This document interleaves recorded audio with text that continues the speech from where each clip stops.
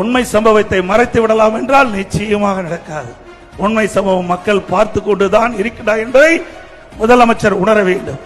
அது மட்டுமல்ல, அங்கே இருக்கின்ற கரூர் நகரத்தில் இருக்கின்ற அங்கே இருக்கின்ற ஒரு முன்னாள் அமைச்சர், ஏன் பதற, ஏன் பதற? மடியில கனம் இல்ல, வழியில பயம் இல்ல, அப்படி இருக்க வேணும். ஆனா உன் பயம் தெரியுது, முகத்துல பயம் தெரியுது, உன் சொல்லுல பயம் தெரியுது. ஏன் மாறி மாறி அதிகாரிகள், இன்னைக்கு அங்க இருக்கின்ற முன்னாள் அமைச்சர்கள் ஏன் உண்மையை மறைச்சு மறைச்சு பேசுறீங்க?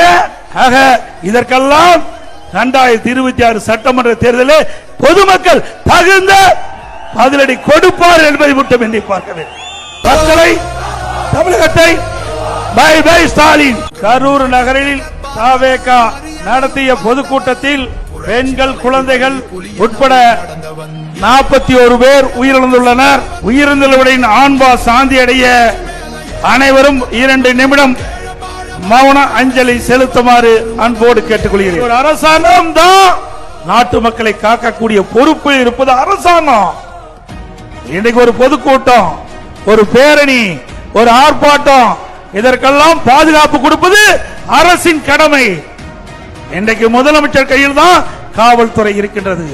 சரியான முறையிலே இந்த காவல்துறைக்கு முதலமைச்சர் உத்தரவிட்டிருந்தால், சரியான முறையிலே காவல்துறை செயல்பட்டிருந்தால், முறையாக பாதுகாப்பு கொடுக்கப்பட்டிருந்தால் 41 பேரை நாம் இழந்திருக்க வேண்டிய அவசியம் இல்லை.